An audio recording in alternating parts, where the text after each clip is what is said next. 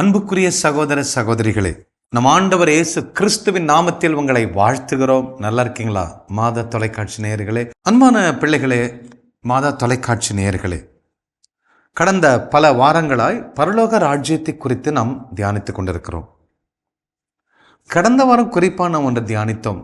என்ன தியானிச்சோம்னா, மீன் தண்ணியில் இருக்க தான் படைச்சிருக்காரு. அப்படின்னா தண்ணியில் எப்படி எப்படிலாம் வாழணுமோ அதற்கு தேவையான எல்லா எபிலிட்டியை அந்த மீனுக்கு கொடுத்து படைச்சிருக்கிறார். அது தண்ணியை விட்டுட்டு தரைக்கு வந்தால் சஃபகேஷன், மூச்சு விட முடியாமல் துடிக்கும். அதே போல் ஒவ்வொரு மனுஷனும் பரலோக ராஜ்யத்தினுடைய கோட்பாடுகளின்படி வாழ தான் நம்ம படைக்கப்பட்டிருக்கிறோம். We are design to live a prosperous life only in the kingdom of God. அப்போது பரலோக ராஜ்யத்தில் படைக்கப்பட்டுட்டு நம்ம உலக பிரியமான ராஜ்யத்தில் வாழ்ந்தால் நமக்கும் மூச்சு விட முடியாமல் சஃபகேஷன் இருக்கும் என்று தியானித்தோம். அப்போ இதை எப்படி ரிவர்ஸ் பண்ணுவது? உலகத்தில் இருக்கிற அத்தனை பேரும் அப்படி தான் இருக்கிறாங்க. மக்களை 3 விதமாக பிரிக்கலாம். ஃபஸ்ட்டு 10% எப்படி இருப்பாங்க அப்படின்னா, நல்லா அச்சீவ் பண்ணுவாங்க, பரலோக ராஜ்யத்தில் ஊழியம் செய்வாங்க, கடவுளுக்காக எல்லாத்தையும் செய்வாங்க, தியாகம் செய்வாங்க, டைம் கொடுப்பாங்க, ஆலயத்துக்கு சரிவர போவாங்க, திருச்சபையோட ஒத்துழைப்பார்கள், நல்ல எண்ணம் இருக்கும், எல்லாரையும் மன்னிப்பாங்க, எல்லாரையும் ஆசீர்வதிப்பாங்க. அவங்க பார்த்திங்கன்னா தொழில் நல்லாயிருக்கும், பொருளாதார பிரச்சனை வராது, வந்தாலும் அது தீர்ந்து போய்விடும். இப்படி எல்லா நிலையிலும் அவர்கள் ஆசீர்வதிக்கப்பட்டவர்களாக இருப்பாங்க.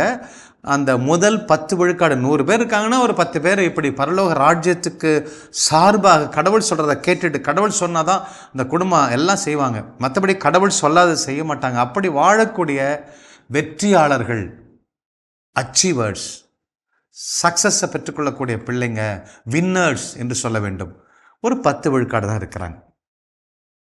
பாக்கி செகண்ட் கேட்டகரி யார் அப்படின்னா, அவங்க ஒரு 20 விழுக்காடு இருக்கிறாங்க.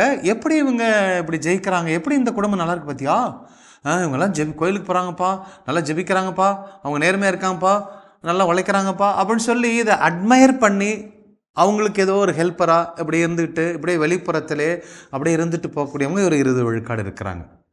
ஆனால் 3வது கேட்டகரி ஒரு 70 விழுக்காடு பார்த்திங்கன்னா, அவங்க ஏன் ஜெயிச்சாங்கன்னு அவனுக்கு தெரியாது, இவன் ஏன் இதை அட்மையர் பண்ணுறான், இதை பராமப்படுறான்னு தெரியாது, இவன் பராமப்பட்டு தன்னால் முடியல, விரக்தியோட வாழ்க்கைன்னு என்னன்னு தெரியவே இல்லை, கடவுள் எங்கே இருக்காருன்னு புரியவே இல்லை, அது தூணில் இருக்கிறாரா துரும்பில் இருக்கிறாரா, என்ன தான் செய்கிறார் கடவுள், இப்படி சொல்லி குழப்பத்திலேயே வாழ்ந்து மடியக்கூடிய மக்கள் தொகை 70% இருக்கிறாங்க.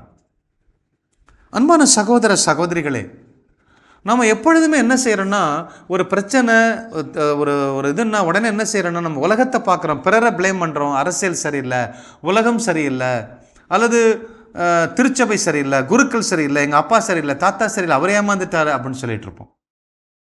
ஆனால் என்றைக்குமே என்ன நான் உள்நோக்கி பார்க்கறதில்ல.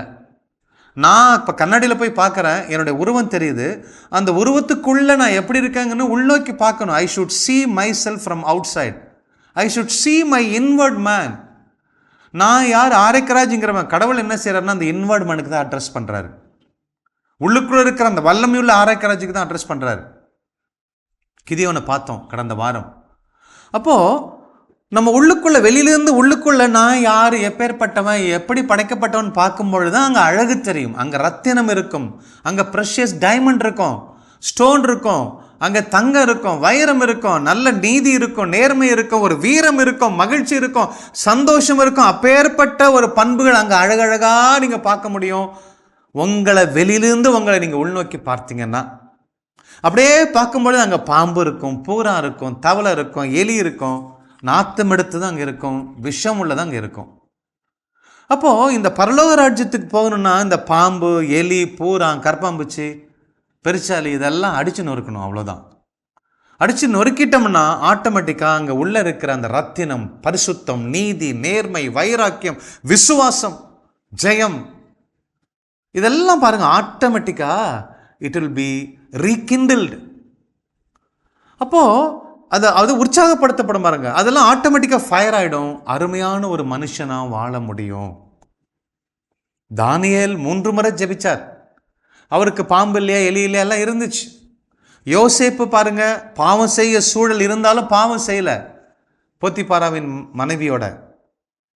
அப்போ என்ன செய்கிறாரு, உள்ளுக்குள்ளே இருக்கக்கூடிய, உள்ளுக்குள்ளே நோக்கி பார்த்து நான் யார், நான் கடவுள் வார்த்தைகளை வெளிப்படுத்த வேண்டியவன், தீர்க்க தரிசன ஆவி உள்ளவன், நான் இப்படி தான் வாழணும்னு சொல்லி உள்நோக்கி பார்க்குறான், ஒப்பு கொடுக்குறான் பரலோக ராஜ்யத்திற்கு. He did not want to live outside the kingdom of God.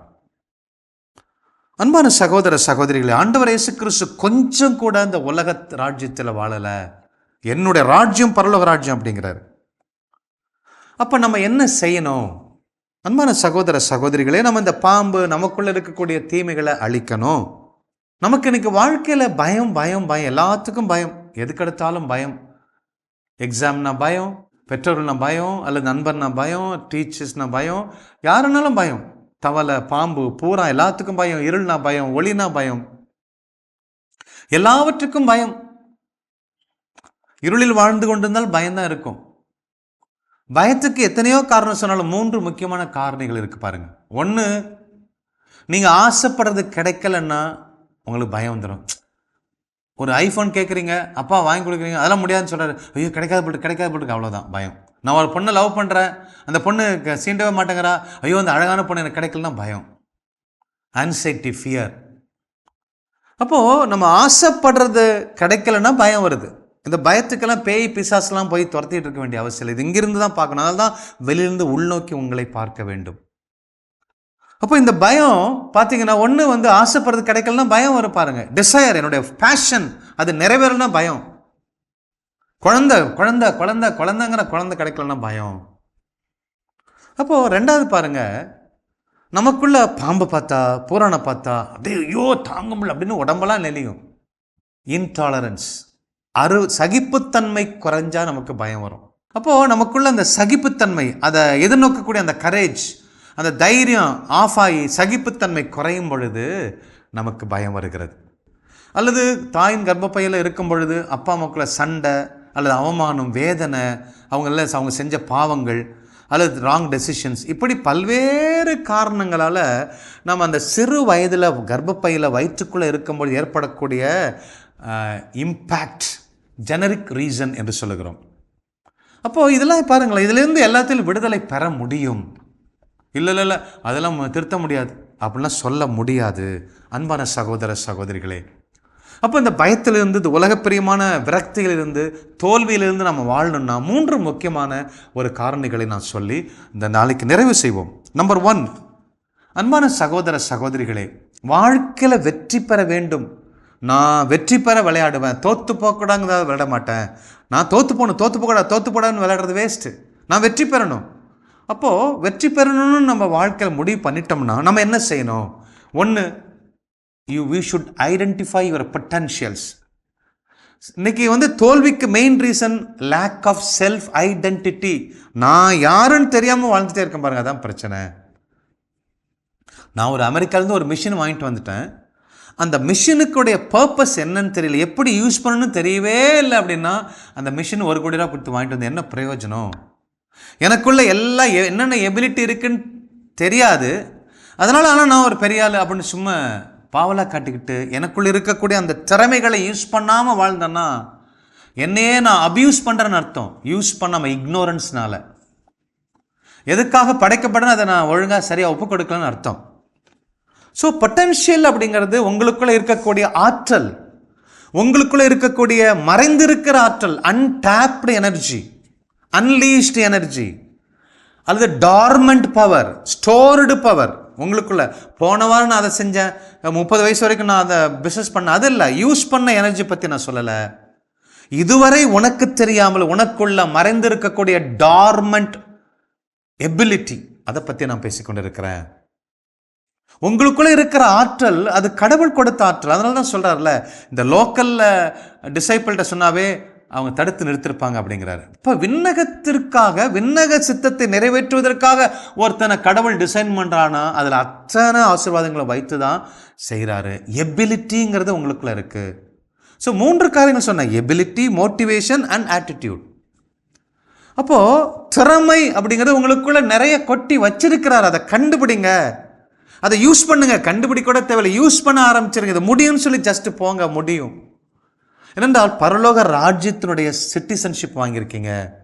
அவருடைய ரத்தத்தால் ரட்சிக்கப்பட்ட பிள்ளைங்க, அவருடைய சாயலில் வாழக்கூடிய பிள்ளைங்க. சோம்பேறியா, பயந்தாங்குழியா, ஒளிஞ்சிக்கிட்டு இருக்க பிள்ளையா? கோழ உணர்வோட பாவி பாவின்னு சொல்லிட்டு இருக்க பிள்ளைங்கல்ல, வெற்றி பெறுகிற பிள்ளைகள், கடவுளுடைய பிள்ளைங்க. ஏதோ நெல்லை பொறுக்கிட்டு வாழக்கூடிய பிள்ளைங்க அல்ல, ஓனருடைய பிள்ளைங்க. நாம அந்த எல்லா அதிகாரம் நமக்கு கொடுக்கப்பட்டிருக்கிறது.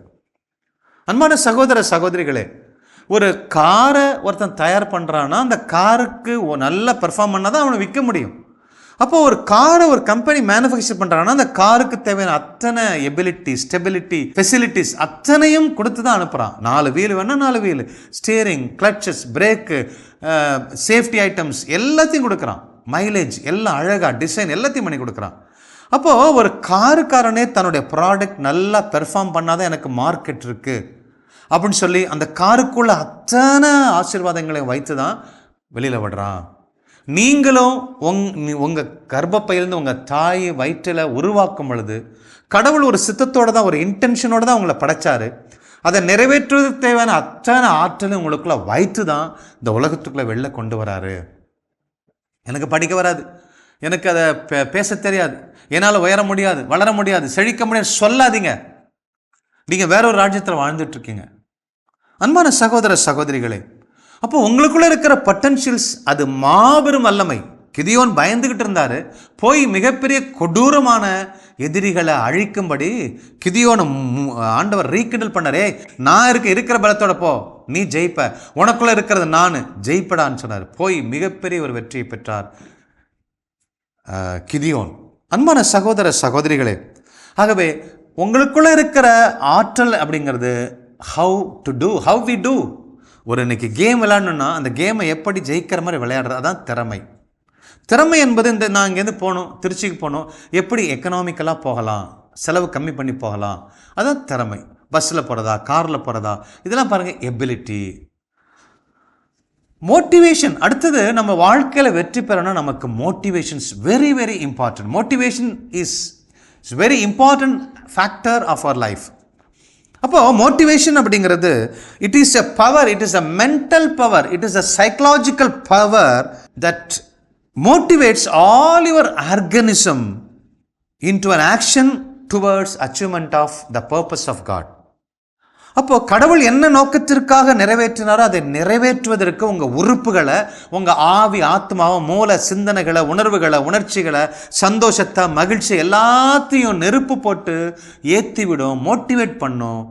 மோட்டிவேஷன். இப்போ மோட்டிவேஷன் அப்படிங்கிறது ஒரு செயல் ஊக்கம் நமக்குள்ளே இருக்கணும். வாழ்க்கையில் ஏங்க விரக்தி வருது, ஏங்க பயம் வருது? உங்களுக்குள்ள ஒரு மோட்டிவேஷன் இருந்துச்சுன்னா இந்த பயம் வருமா? உங்களுக்குள்ள அந்த ஒழுங்கான குறிக்கோள் இருந்துச்சு அந்த பயம் வருமா? எனக்குள்ள மோட்டிவேஷன் இல்லையா, ஏன் வாழ்கிறேன்? ஏதோ ஒன்று பண்ணுறேன், எனக்கு ஓகே, நான் ஒரு இன்ஜினியர் இருக்கிறேன், போய் கட்டணம் கட்டிகிட்டு இருக்கிறேன், ஆளுங்க வேலை செய்கிறாங்க, அதுக்காக நான் சம்பளம் வாங்கணும், எல்லாருக்கும் சம்பளம் கொடுக்கணும், அதுக்காக வேலை செய்கிறேன். இல்லைங்க, ஒரு பர்பஸ் இருக்குங்க. கடவுள் நமக்கு என்ன எதுக்காக படைச்சிருக்கிறாரு? என் தாய் கஷ்டப்படுறா, அவளுக்கு ஒரு நல்ல புடவை வாங்கி கொடுக்கணும். எங்கள் அப்பா கஷ்டப்படுறா, அவளுக்கு அதுக்காக நான் ஒரு இடத்த வாங்கணும், வீடு கட்டணும், கார் வாங்கணும், பலருக்கு ஆசீர்வாதமாக இருக்கணும். மதர் தெரசா இருக்காங்க அப்படின்னா வெளிநாட்டிலேருந்து வந்தவங்க இந்த உலகத்தில் தொழுநோயாளிகளுக்கு, ரோட்டில் கிடக்கிற பிச்சைக்காரன், அவன் இவன் சொல்லி அத்தனை பேரும் பொறுக்கிட்டு வந்து வாழ்வு கொடுத்தாங்கன்னா, ஒரு சாதாரண மனுஷி, ஒரு ஒல்லியான ஒரு மனுஷிக்குள்ள அவ்வளோ பெரிய ஆற்றல் இந்த உலகமே போற்ற அளவுக்கு ஒரு அன்னை தெரசாவை மாறினது காரணம் என்ன? அவங்களுக்குள்ள இருந்த மோட்டிவேஷன், கடவுள் கொடுத்த மோட்டிவேஷன். அது கடவுளை சித்தத்தை நிறைவேற்ற வந்திருக்க. நான் வாழ்றது பிறருக்காக, அவங்க சாகும்போது நல்லா சாகணும், வாழ்கிற வரைக்கும் அவங்க நல்லா வாழணும். அப்போது அந்த ஒவ்வொரு ஆத்மாவிலையும் கடவுளை பார்த்தாங்க. அந்த மோட்டிவேஷன் இருந்தனால்தான் தான் உயிர் போனாலும் பரவாயில்லன்னு சொல்லி அப்படி ஒரு கஷ்டப்பட்டாங்க மதர் தெரசா அவர்கள். ஏன்னா அவங்களுக்குள்ளே இருந்த அந்த மோட்டிவேஷன் தான் அந்த உற்சாகம். மோட்டிவேஷன் அப்படிங்கிறது செயல் ஊக்கம், உற்சாகம். அப்போது இந்த வாழ்க்கைக்கு ஒரு அர்த்தம், நான் செய்கிறதுல ஒரு அர்த்தம் இருக்கியா அப்படின்னு சொல்கிறோம் இல்லையா? அப்போது அது பர்பஸ், குறிக்கோள் அல்லது கொள்கை, நோக்கம். அப்போ இந்த நோக்கம் இருந்தால் தான் அதுக்காக நான் பிளான் பண்ணுவேன். அப்போ மோட்டிவேஷன் அப்படிங்கிறது பரலோக ராஜ்யத்தினுடைய சித்தத்தை, வார்த்தைகளை நிறைவேற்றணும், இந்த உலகத்தில் வீரனா வாழணும், என் பிள்ளைங்க நல்லா இருக்கணும், என் சமூகம் நல்லா இருக்கணும், என் பங்கு நல்லா இருக்கணும், என் திருச்சபை நல்லா இருக்கணும், அதற்காக நான் வாழணும்யா, அநேகருக்கு ஆசீர்வாதமாக இருக்கணும், நானே சாப்பிட்டு இருக்கக்கூடாதுயா, அப்படிங்கிற ஒரு மோட்டிவேஷன் இருந்தால் தான் இந்த உலகத்தில் ஜெயம் எடுக்க முடியும். Motivation initiates, motivation, the power of motivation that will initiate your action. தொடங்க. உன்னால் உட்காந்துருக்க முடியாது, சோம்பேறி இருக்க முடியும், ஏர் ஓட்டாமல் வயலை வச்சிருக்க முடியாது, நாற்று நடாமல் இருக்க முடியாது. அது இனிஷியேட் பண்ணிகிட்டே இருக்கும். போ ஏர் ஓட்டு, நாற்று நட, நான் நட்டுறேன், இந்த பயிர் கடலை போடு, அறுவடை செய், எருவை போடு, சொல்லிக்கிட்டே இருக்கும். ரெண்டாவது, நீ செய்யறதுல உறுதியாக இருக்க வைக்கும். Sustains your action. அதில் உறுதிப்பட, மன உறுதியோடு இருப்பா, இதான்ப்பா கரெக்ட் வழி, இதில் செய்ப்பா, ஜெபி, தொடர்ந்து ஜெபி, தொடர்ந்து ஜெபிக்க தூண்டும், தொடர்ந்து ஜெபிக்க வைக்கும், நேர்மையாக வாழ வைக்கும். மோட்டிவேஷன் சஸ்டைன்ஸஸ். அது மட்டுமல்ல, அது ஜஸ்டிஃபை பண்ணும். எஸ், நான் ஜெபிச்சேன், எனக்காக கடவுள் கொடுத்தார். இல்லைங்க, அவர் கொடுத்தாருங்க, யாரோ ஒருத்தர் செஞ்சார், அன்றைக்கி ஒரு ஆக்சிடெண்ட்டாக கிடச்சிது. இல்லை, நான் தொடங்கினேன், நான் ஜெபிச்சேன், நான் உபவாசம் இருந்தேன், எனக்கு அது கடவுள் கொடுத்தாரு அப்படின்னு சொல்லி என் ஜெபத்துக்கு கிடைச்ச ரிவார்டு அப்படின்னு அதை நியாயப்படுத்தும். இதான் மோட்டிவேஷன். அப்போது இப்படி ஒரு மோட்டிவேஷன் இருந்துச்சுன்னு சொன்னால் நம்ம வாழ்க்கையில் தோல்வி என்பதற்கு இடம் இல்லைங்க அன்பான சகோதர சகோதரிகளே. அப்போ மோட்டிவேஷன் அப்படிங்கிறது, எபிலிட்டி அப்படிங்கிறது, how to do, how we do, எப்படி செய்கிறது அப்படிங்கிறது.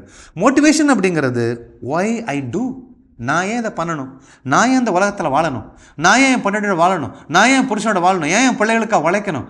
ஆமாய்யா, என் மனைவிக்காக வாழ்வையா, என் புருஷனுக்காக வாழ்வையா, என் பிள்ளைகளுக்காக வாழ்வையா, இந்த தேசத்துக்காக வாழ்வையா, நான் ஏன் வாழ்கிறேன்னு அந்த குறிக்கோளை நீங்கள் வச்சுக்கிட்டீங்கன்னா உங்கள் வாழ்க்கையில் தோல்வி என்பதே வராதுங்க.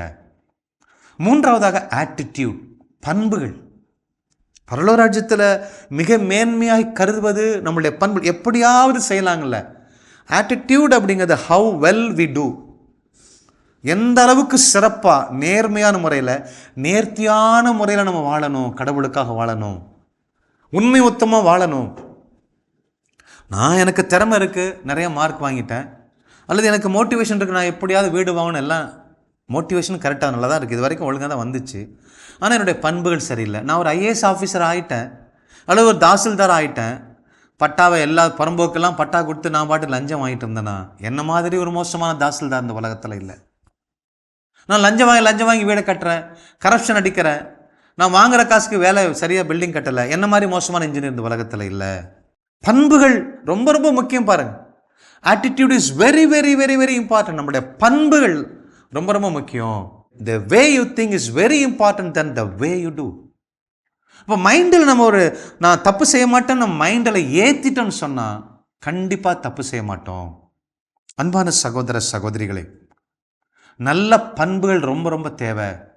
நான் ஏற்கனவே ஒரு முறை சொல்லியிருக்கிறேன். ஒரு ட்ரெயினில் ஒரு படித்த ஒரு திருடனும் படிக்காத ஒரு திருடனும் போகிறாங்க. படிக்காத திருடன் என்ன செய்கிறான்? Uneducated thief. அவன் என்ன செய்கிறான்? ஏதோ பெண்கள்கிட்ட இருக்கக்கூடிய சின்ன சின்ன நகைகளை திருடுறான். ஆனால் படித்த திருடன் என்ன பண்ணுவான்? ட்ரெயினே திருடுவான். அப்போது திருடுறதுல அவன் ஒரு மாஸ்டர் ஆகிடுவான். அன்பான சகோதர சகோதரிகள், படிக்கிறது மட்டும் பத்தாது, அறிவு மட்டும் பத்தாது, நேர்மை, நீதி, பண்பு, எபிலிட்டி மட்டும் பத்தாது. மோட்டிவேஷன் இருக்குன்னா கொலை செய்து கூட மோட்டிவேஷன் இருக்கும். மோட்டிவேஷன் இல்லாமல் எதையும் செய்ய முடியாது. ஆனால் ஆட்டிடியூட் இல்லாமல் இந்த ரெண்டும் ஃபெயில் ஆகிடும். நேரிய பண்பு, நேர்மை, நீதி, கடவுளுடைய ராஜ்யத்தில் நான் வாழணுங்கிற அந்த பண்புகள் நமக்குள்ளே இல்லைன்னா வாழ்கிறது வீணு. அன்புக்குரிய சகோதர சகோதரிகளே, தாவீது ராஜா கடவுளுக்கு ஏற்றவர், கடவுளுடைய இருதயத்துக்கு அண்மையில் உள்ளவர் என்றெல்லாம் சொன்னார். நல்ல மனுஷன்தான், பாடினார், துதித்தார்.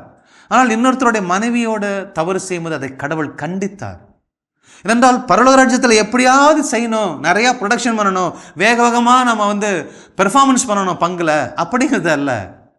பண்பு ரொம்ப ரொம்ப முக்கியம். பெர்ஃபார்மன்ஸ் முக்கியம், ஆனால் அதை நீதியோட, நேர்மையோட, கடவுள் என்ன சொல்கிறாரோ அதன்படி செய்யணும். அதுதான் ஆட்டிடியூட் என்று சொல்லுகிறோம். அன்பான சகோதர சகோதரிகளே, பரலோக ராஜ்யத்தில் வாழ்வதற்காக படைக்கப்பட்ட அவங்க உடல், ஆவி, ஆத்மாவை எங்கே வாழக்கூடாதோ அங்கே வச்சிடாதீங்க. பிசாசின் ராஜ்யத்தில், இந்த உலக பிரியமான ராஜ்யத்தில் போய் வச்சிடாதீங்க. வாழ்ந்துங்கிறதுனால தான் இன்றைக்கி பிரச்சனை, மூச்சுட முடியாமல் தவித்து கொண்டிருக்கிறோம். வாருங்கள், come back to the kingdom of God, where in which you will get all kind of nourishment, blessing, benefits and prosperity. அதுக்கு ஒரு அளவு இல்லை. அப்பேற்பட்ட ஆசீர்வாதங்களை பெற்றுக்கொள்ள நம்ம எல்லாம் ஒன்று சேர்ந்து பரலோக ராஜ்யத்தை கட்டி எழுப்புவோம். God bless.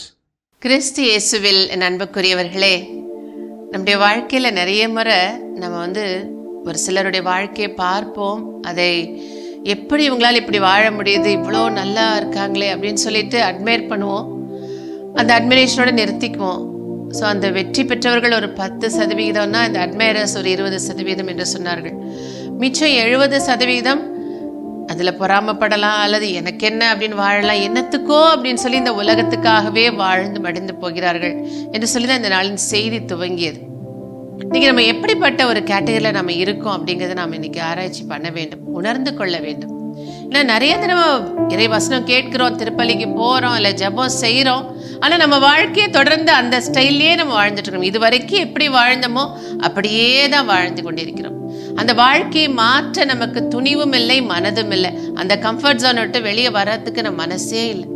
ஏதாவது ஒரு பிரச்சனை, தீர்க்க முடியாத பிரச்சனை, ஐயோ குடிகார கணவன், தருமாறி போன மகள், வீட்டில் பயங்கர வறுமை என்றெல்லாம் சொல்லும் பொழுது கூட சரி ஒரு வாரம் ஒரு தியானத்தில் போய் இருங்க அப்படின்னு சொல்லும் பொழுது அதுக்கு எனக்கு டைமே இல்லை அப்படின்னு சொல்லுவாங்க. அந்த ஒரு வார தியானம் என்பது எதற்காக ஆண்டவர் ஒரு ஆலோசனை கொடுக்குறாருன்னா, அதை நம்ம லைஃப் ஒரு ரீஓரியன்டேஷனுக்கு உட்படுத்துவதற்காக. இது வரைக்கும் இப்படி வாழ்ந்துட்டேன், என்னத்தை சாதிச்சுட்டேன், ஆனா கடவுள் எனக்கு இப்படி ஒரு வாழ்க்கையை தருகிறது என்று வாக்குறுதி கொடுத்திருக்கிறாரே, இவ்வளவு பேர் இப்படி வாழ்ந்து செழிக்கிறாங்களே, நான் ஏன் இப்படி வாழக்கூடாது? இந்த மனதை மாற்றிக்கொள்வதற்கான ஒரு தருணமாக தான் ஒரு தியானம் அல்லது ஒரு ஜெபம் என்று சொல்கிறோம். ஆனால் இன்னைக்கு எத்தனை பேர் நம்ம வாழ்க்கையை மாற்றி இருக்கிறோம்? நமக்கு 30 வயசு, 40 வயசு, 50, 60 வயசு, நம்ம முன்னாடி வாழ்ந்த வாழ்க்கைக்கும் இப்பொழுது வாழ்கிற வாழ்க்கைக்கு என்ன பெரிய வித்தியாசம் இருக்கு? அப்படியே வாழ்ந்துருக்கிறோம். அதுல லைட்டா கடவுளை கொஞ்சம் ஊறுகா மாதிரி தொட்டுக்குவோம், அவ்வளவுதான். நம்ம ஐடென்டிட்டியே மாற்றி பார்க்கிறோமா? நான் இது வரைக்கும் வாழ்ந்த இவங்களுடைய மகள், இந்த இப்படிப்பட்டவள், இந்த அப்படின்னு இருந்தனே, இல்ல நான் இப்ப கிறிஸ்துவுக்குள்ளா நான் இப்படி இருக்கிறேன் அப்படின்னு என்ன உண்மையான ஒரு ஐடென்டிட்டி நான் புரிஞ்சிருக்கிறோம். அதுதானே வெற்றி.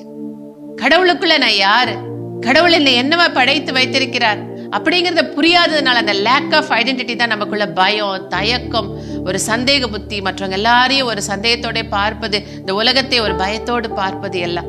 நம்ம விடுதலையோட வாழ வேண்டியவர்கள். விடுதலை எங்க இருந்து வரும்னா, நம்முடைய லைஃப் எப்ப கிறிஸ்துவுக்குள்ளாக வேரூன்றுகிறதோ அப்பதான் விடுதலை தொடங்கும். அப்பதான் அது ஒரு லிபரேஷன், அங்கதான் ஒரு டெலிவரன்ஸ், அங்கதான் ஒரு ரீஓரியன்டேஷன். அப்பதான் வாழ்க்கை முற்றிலுமாய் மாறுகிறது. அதைத்தான் நம்ம 2 கொரிந்தியர் 2வது அதிகாரம் 14வது இறை வார்த்தைக்குள்ள சொல்றார் பவுலடிகளார்.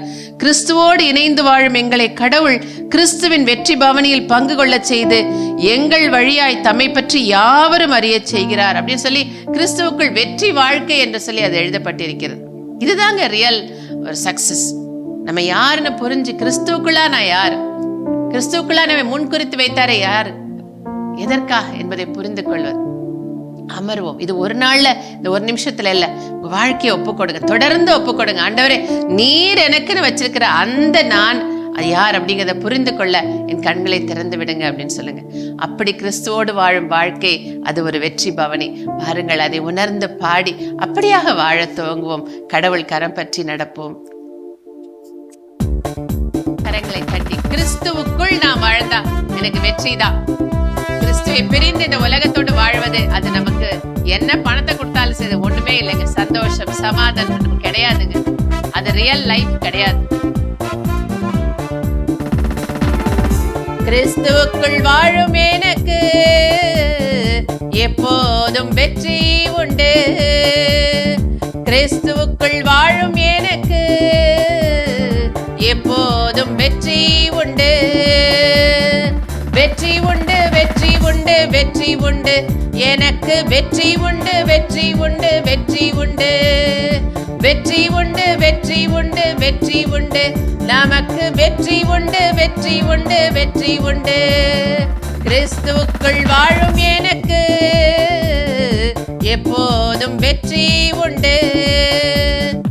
என்னென்ன துன்பம் வந்தாலும் நான் கலங்கிடவே மாட்டேன். என்னென்ன துன்பம் வந்தாலும் நான் கலங்கிடவே மாட்டேன். யார் என்ன சொன்னாலும், யார் என்ன சொன்னாலும் நான் சோர்ந்து போக மாட்டேன். நான் சோர்ந்து போக மாட்டேன். கிறிஸ்துவுக்குள் வாழும் எனக்கு எப்போதும் வெற்றி உண்டு. நம்முடைய எபிலிட்டி என்ன, நமக்கு என்ன திறமை, ஆண்டவர் என்ன வைத்திருக்கிறார், அதை கொண்டு எதற்காக நான் வாழ வேண்டும் அப்படிங்கிற ஒரு மோட்டிவேஷன் நமக்கு வேணும். எதுக்கோ பணம் பொருளுக்காக அல்ல, கடவுளுடைய ராஜ்யத்தின் பிள்ளையா வாழணுங்கிற மோட்டிவேஷன், இயேசுவை போல் வாழ வேண்டும் என்கிற மோட்டிவேஷன், அவரை போன்றது ஒரு ஆட்டிடியூட், அந்த கேரக்டர்ஸோட வாழும் பொழுது வெற்றி நிச்சயங்க, சந்தோஷம் நிச்சயம். என் ராஜா முன்னே செல்கிறார், வெற்றி பவனி செல்கிறார். என் ராஜா முன்னே செல்கிறார், வெற்றி பவனி செல்கிறார். குருத்தோலை கையில் எடுத்து, குருத்தோலை கையில் எடுத்து நான் ஒசான பாடிடுவேன், நான் ஒசான பாடிடுவேன். கிறிஸ்துவுக்குள் வாழும் எனக்கு எப்போதும் வெற்றி உண்டு, வெற்றி உண்டு, வெற்றி உண்டு, வெற்றி உண்டு. நமக்கு வெற்றி உண்டு, வெற்றி உண்டு, வெற்றி உண்டு. தோல்வி இல்ல, தோல்வி இல்ல, தோல்வி இல்ல. நமக்கு தோல்வி இல்ல, தோல்வியே இல்லைங்க. வாருங்கள் ஜெபிப்போம். எங்கள் அன்பின் பரலோக தகப்பனே, கிறிஸ்துவுக்குள்ளாய் நீர் எங்களை முன்குறித்தீரே. உம்முடைய திருமகன் வாழ்ந்த அந்த வாழ்க்கையை நாங்கள் வாழும்படியா அப்பா உமக்கு நன்றி செலுத்துகிறோம். என் ஆண்டவர் இயேசு கிறிஸ்து சொன்னாரே, என் மீது விசுவாசம் கொள்கிறவன் நான் செய்கிறவற்றை செய்வான், அதை காட்டிலும் பெரியவற்றை செய்வான் என்று சொல்லி, தோ ஆற்றலாலும் அல்ல, சக்தியாலும் அல்ல, ஆண்டவரின் ஆவியால் எல்லாம் ஆகும் என்று சொல்லி, தோ மூவொரு தேவன் எங்களுடைய வெற்றி பவனியை எவ்வளவாய் நீர் விரும்புகிறீர். அதற்காக அத்தனையும் எங்களுக்கு கொடுத்திருக்கிறார். ஆனால் நாங்களும் சோர்ந்து வாழ்கிறோம் சுவாமி. இதோ தூசியை தட்டிவிட்டு நாங்கள் எழுகிறோம், மூவொரு தேவனின் கரம் பற்றி எழுகிறோம், இந்த கிங்டம் ஆஃப் காட்ல நாங்கள் வாழ்கிறோம் என்கிற அந்த சந்தோஷத்தின் நிச்சயத்தோடு அப்பா இதோ புறப்படுகிறோம். எங்களை வழிநடத்துங்க. இணைப்பில் உள்ள ஒவ்வொரு பிள்ளைகளும் அப்படியாக அப்பா எல்லா பழையதை களைந்து எரிந்துவிட்டு இயேசு கிறிஸ்துவுக்குள் தாங்கள் யார் என்பதை புரிந்து கொள்ளக்கூடிய அகக்கண்களை திறந்து விடுங்கப்பா. ஒவ்வொருவரும் வெற்றி வாழ்க்கை வாழ்வார்களாக, உமக்கு மகிமை சேர்ப்பார்களாக. எங்கள் ஆண்டவர் இயேசு கிறிஸ்துவின் நாமத்தில் ஜெபிக்கிறோம் எங்கள் ஜீவனுள்ள நல்ல பிதாவே, ஆமேன். அன்புக்குரியவர்களே, ஆண்டவராக இயேசு கிறிஸ்துவின் மீது முழுமையான நம்பிக்கை கொள்வோம், நிறை வாழ்வை பெற்றுக்கொள்வோம். God bless you. இயேசுவுக்கே புகழ், மரியே வாழ்க.